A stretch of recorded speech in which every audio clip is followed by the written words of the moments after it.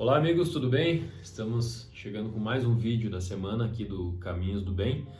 Vídeos que falam sobre o Espiritismo, sobre o nosso melhoramento no nosso dia a dia, né? O que a gente pode fazer de melhor, né? Baseado no Evangelho segundo o Espiritismo, que é um guia prático, né, para a nossa existência. Nós falamos seguidamente aqui no canal e todos os encontros semanais sobre livre-arbítrio, sobre reforma íntima, sobre amor próprio, enfim, todas essas definições a fim de entender e buscar meios para uma compreensão do nosso papel como ser e que possam nos levar a subir degraus, né, subir graus no caminho do desenvolvimento. Esse processo, de fato, é muito desafiador, né, pois nós somos tomados e dotados de sentimentos e emoções que podem ser perturbadoras, que na falta do controle e gestão dessas emoções a gente acaba perdendo foco nesse processo do crescimento, né? E também gerando uma série de problemas decorrentes como doenças físicas, mentais, a própria depressão que a gente falou na semana passada, que pode levar ao suicídio, doenças físicas, né, então, como gastrite, câncer, enfim, uma série de doenças que podem ser causadas através desses comportamentos e dessas formas de pensar, digamos assim. Então, no vídeo de hoje, eu vou falar de dois sentimentos, né, que é a culpa e a mágoa.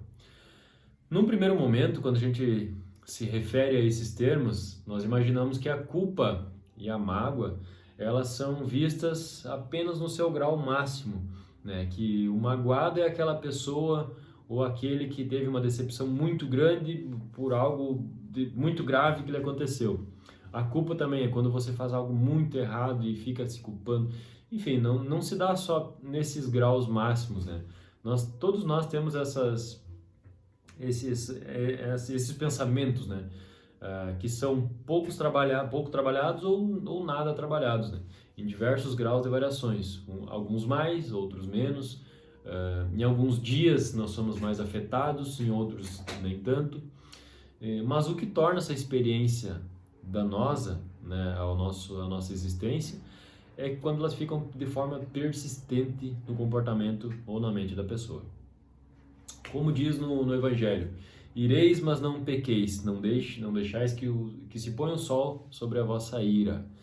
Então, eu posso cometer alguns deslizes, alguns erros, ter meus momentos de culpa, de mágoa, mas que eu possa superar isso confrontando essas emoções, esses sentimentos de uma forma aberta, né, que a gente vai debater um pouco sobre durante esse vídeo. Tem alguns exemplos, né, que a gente pode aplicar aqui. É que quando alguém nos ofende, nos humilha, nos provoca, nos causa mal, é natural que ficamos maus naquele momento, né?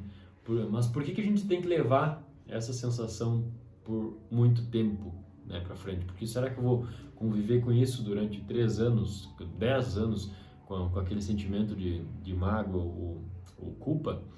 Então, esses dois sentimentos são baseados no momento que passou, e eu eternizo esse momento com aquela experiência e fico alimentando diariamente com as sensações que foram causadas. Então, todos nós sentimos isso, né? A gente sabe o quanto é doloroso se envolver em uma briga, né? Se envolver numa discussão, se estressar por alguma ação que o outro cometeu. A gente sabe que toda essa vibração ela é pesada, ela é densa, né? Sabe o quanto é difícil. Então a gente não está livre de sentir isso. O que a gente pode escolher é levar adiante isso ou simplesmente tratar de uma forma aberta, né? De uma forma mais sensata, que seria buscando a aceitação e o perdão. Essa questão do perdão também é importante falar que não tem nada a ver com o outro, tá? O perdão, ele se refere a mim mesmo. O perdão é interno, é particular. Eu vou basear o meu perdão né, de acordo com as minhas crenças, de acordo com a minha melhoria, e não se a outra pessoa vai aceitar esse perdão ou não. É um exemplo bem claro que também acontece seguidamente, é que quando alguém me fez algum mal, ou aconteceu alguma coisa, eu resolvo que isso para mim tá tudo bem já, eu vou perdoar. Eu chego nessa pessoa e falo: fulano, vai, realmente vamos passar uma régua nisso, eu te perdoo por tudo que aconteceu e vamos seguir adiante. E a pessoa, ela me olha e fala: bom, mas como assim? Tu não tem nada para me perdoar, eu não te fiz nada. E aí tu já fica naquela sensação de ira, de raiva, mas como que essa pessoa é tão cínica que não percebeu que me fez mal?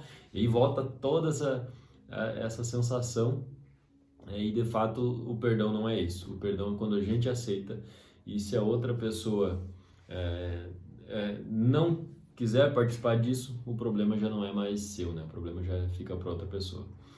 Isso se aplica, né, no dia a dia, essa questão do perdão. Eu preciso fazer o meu melhor sempre, né, tentar ajudar o outro, né, tentar fazer com que o outro tenha os mesmos esclarecimentos, digamos assim, mas se a outra pessoa não quer ser ajudada, também a gente não tem como obrigar, porque faz parte das escolhas e o livre-arbítrio dela. O importante é a gente fazer as nossas escolhas e tentar seguir de uma forma mais correta possível.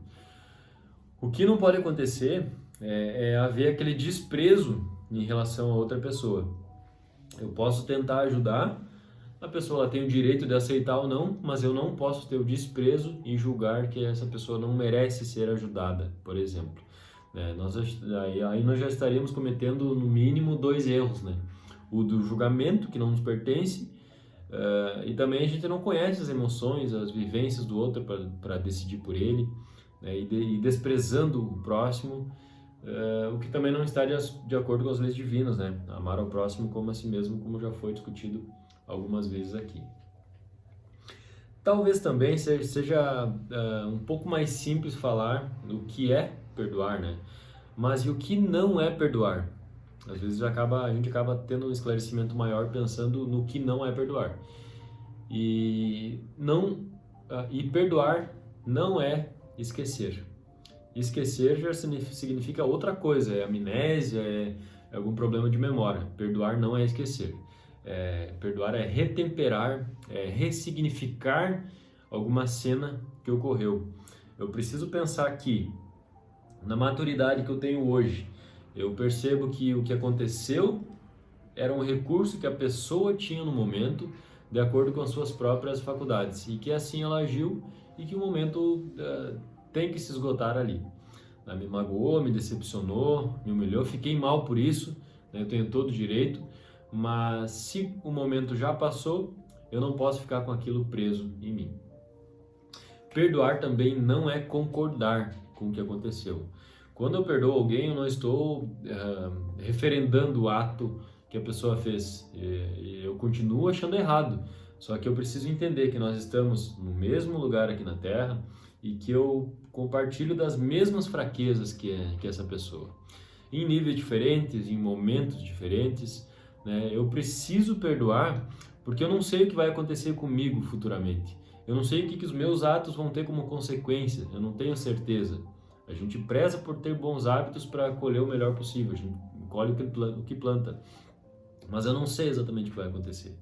Então eu posso estar no momento de uma situação parecida com o que aquela pessoa viveu e ainda fazer muito pior.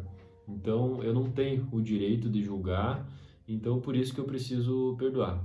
Mas eu não posso esquecer, que é um processo diferente, e eu não posso concordar com aquilo que foi feito. É melhor que eu aprenda com os erros do outro, entenda os motivos que o fez cometer esses tais erros, pois talvez eu passe pelos mesmos momentos, né, pelas mesmas situações futuramente e cometa erros até piores, como eu já falei. E se por acaso você for o causador de um dano, de uma situação, saiba que sempre há condições de nos retratarmos e de fazer sempre o melhor.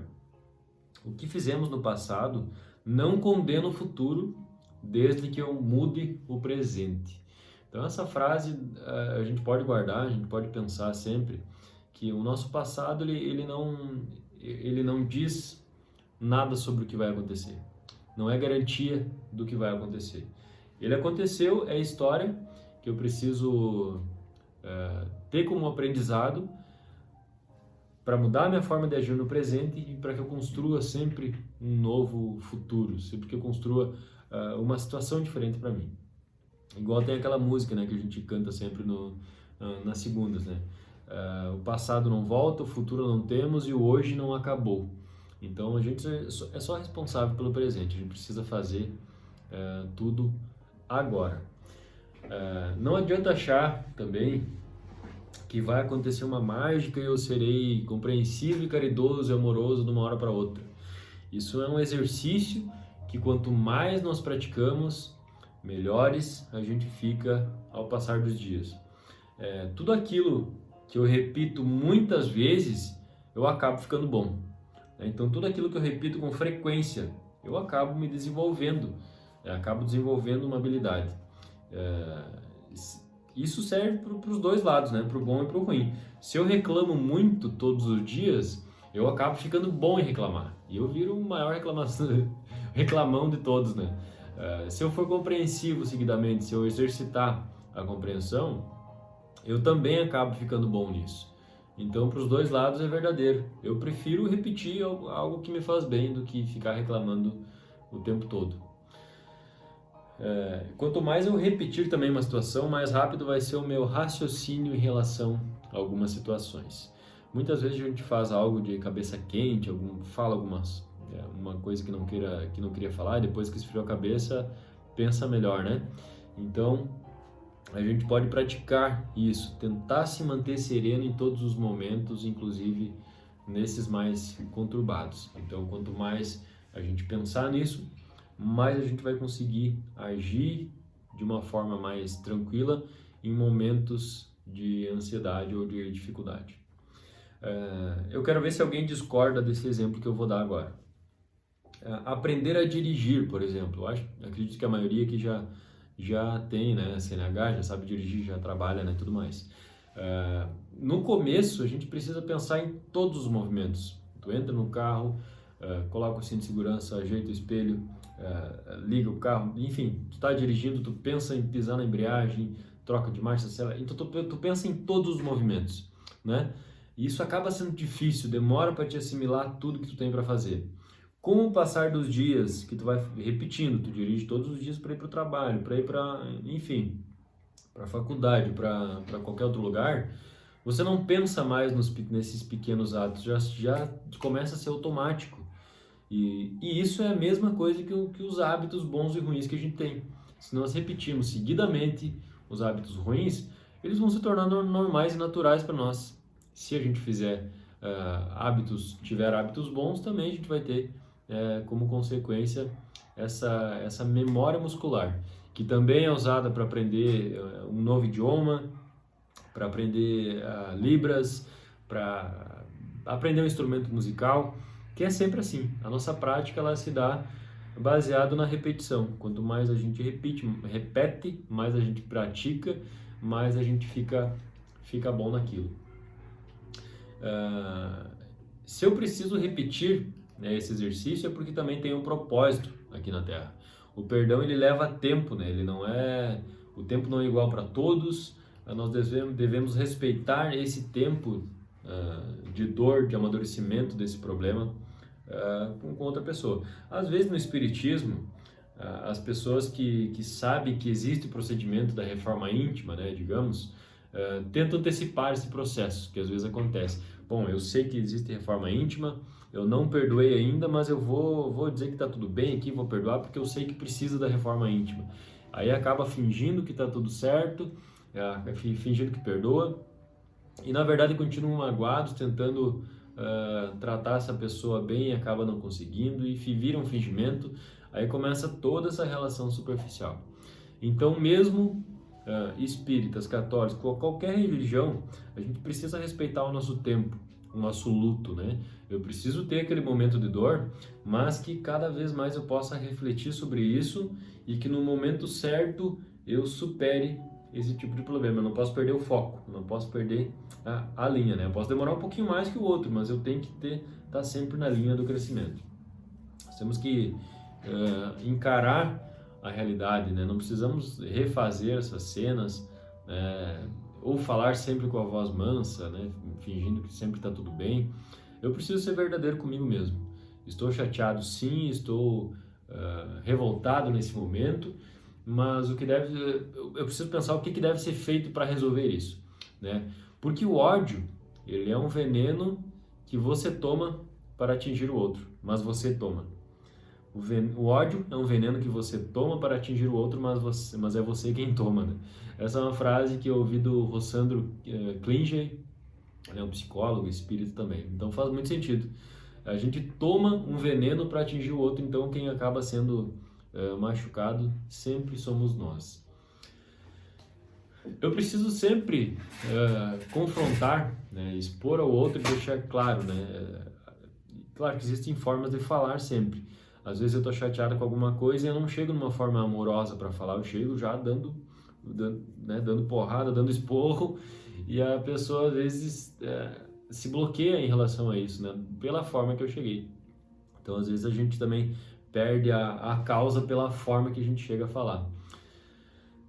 Outra definição bem importante em relação a esse tema é o equilíbrio. Equilíbrio a gente fala muito, né? Tanto no dia a dia quanto aqui nas palestras, nos vídeos, e é um caminho muito desafiador. Por mais que pareça simples, né?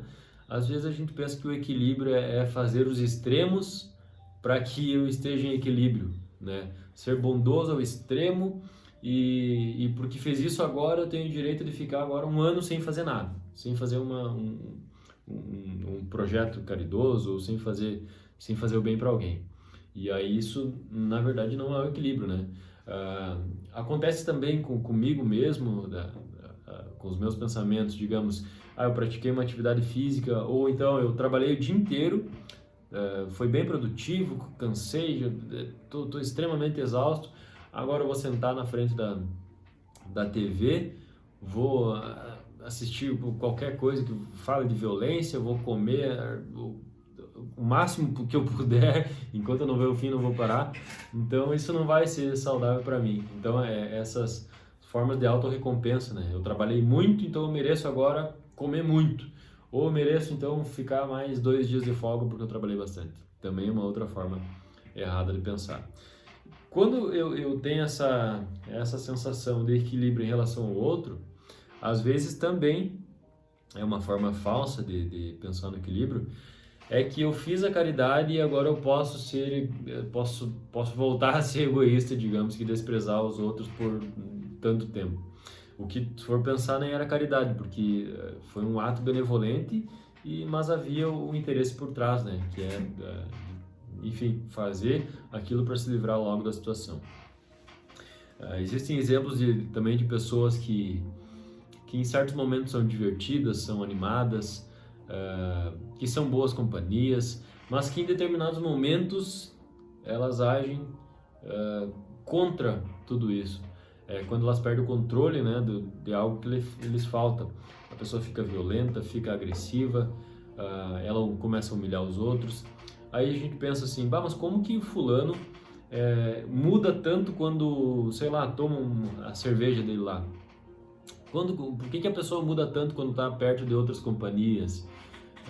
E na verdade, se a gente for pensar, ele não muda, ela não muda, a pessoa.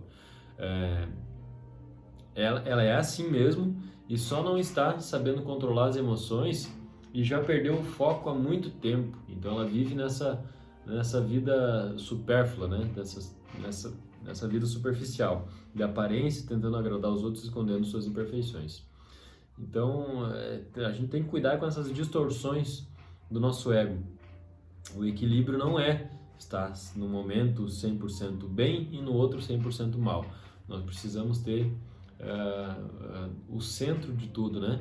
A bondade no seu extremo é uma distorção do ego, e quanto o extremo sentimento de incompetência também se torna uma distorção do ego. O evangelho na prática, como diz o Rossandro também em um outro exemplo, ele diz que infelizmente nós em alguns momentos não vivemos o evangélico na prática de fato, né? Se é que existe, né? o evangélico não sendo na prática. Então tem pessoas que estudam, que vão em igreja, vão em templos, vão em centro espírita, e a pessoa chega a cansar de tanto, né, fazer o evangelho como ela acha que está fazendo, mas não aplica no dia a dia. E o evangelho nos diz: vinde a mim todos vós que estáis frágeis e cansados, que eu vos aliviarei, né? Jesus disse. E algumas pessoas param ali. Então, Jesus, eu estou frágil, estou cansado, estou angustiado, não tenho paciência, por favor, me acolhe em seus braços, me dê paciência, me dê serenidade. Só que essa leitura, ela continua ali, né? Ela vem: vinde a mim todos vós que estáis frágeis e cansados, que eu vos aliviarei, e aprendei de mim, que sou brando e pacífico do coração. Algo nesse sentido, né? Então, ele nos dá o exemplo. Se eu quero ter paz, eu preciso ser paz, eu preciso ser pacífico. Quero sentir leveza, eu preciso ser leve. Se eu quero ser perdoado, eu preciso praticar o perdão. Então é através do exemplo, né, do modelo que Jesus nos guia. O evangelho não pode ser um ritual, um banco de preces lá, que quando eu estiver sentindo alguma coisa eu vou lá e leio uma prece específica para aquilo, mas que seja um instrumento prático para pautar a minha conduta. E aliás, quando a gente fala em pautar conduta, né, em seguir o modelo de Jesus, isso significa que eu tenho que ser perfeito sempre? Na verdade não, né? Nós podemos ter esses momentos de fraqueza, cometer erros, nos desviar em alguns momentos, mas o que a gente não pode perder é a nossa meta, é o nosso caminho sempre traçado. Eu tropecei aqui, mas eu me corrijo e volto para o caminho. Não posso perder muito tempo, né? E a culpa, ela tem também algumas funções que podem ser boas ou ruins. Na verdade, a culpa existe uma função boa, que a função seria despertar a consciência. É uma culpa temporária que vai levar a um arrependimento que possivelmente vai me trazer uma reparação. Eu possa reparar toda essa situação. E a função ruim da culpa é quando a pessoa se culpa, aí ela se justifica, se vitimiza e permanece carregando essa culpa porque a responsabilidade não é sua. Então é nesse momento que ela começa a ser prejudicial. E eu posso dizer também que só tem culpa quem está avançando moralmente. Quem nunca se sente culpado é quem não tem o avanço moral. Se a gente for pensar, uma pessoa má, ela faz o mal e dorme tranquila. Ela não se sente culpada. Só quem se sente culpado é quem admite que errou e tenta se redimir. Então, o negócio é agora. Não adianta parar na culpa, né? Parar na culpa se torna um infantilismo, se torna uma desculpa. Se culpar só em si não leva à reparação. A gente precisa despertar essa consciência, né? E não se vitimizar, enfim, todo esse processo que eu já comentei, causar esse arrependimento e depois buscar a reparação. Se a gente for também baseado no Evangelho, a gente vê que Jesus não fica nos dando sermão, né? Se a gente errou nesse momento, então a gente pode seguir adiante já a partir de agora a reparar o nosso erro. Então é um momento de ação, é de reparação mesmo. Não é na próxima segunda, não é a partir de amanhã, o momento é agora sempre de se reparar. E também essa discussão é para a gente não reagir, e sim pensar mais em agir, né? E não só reagir às circunstâncias, né? Reagir é dar desculpa, reagir é fugir de responsabilidades, é não assumir o controle da nossa própria vida. Então a mensagem final que fica é que a gente precisa se aceitar, se reconciliar consigo mesmo, se perdoar, se amar. Só quem está transbordando todos esses sentimentos é que vai poder passar isso para o outro. Só com amor próprio eu posso me tornar tudo aquilo que tem nos planos de Deus. E os planos de Deus, a gente sabe que sempre são maiores do que os nossos. Então, muito obrigado para quem assistiu esse vídeo até o final. Nós temos as nossas reflexões toda segunda-feira por vídeo chamado no Caminhos do Bem. Você pode seguir no Instagram, @sedecaminhosdobem, e fique por dentro de todas as novidades e se você quiser participar, também vai estar lá no Instagram como você pode fazer isso. Tá bom? Muito obrigado e até o próximo vídeo.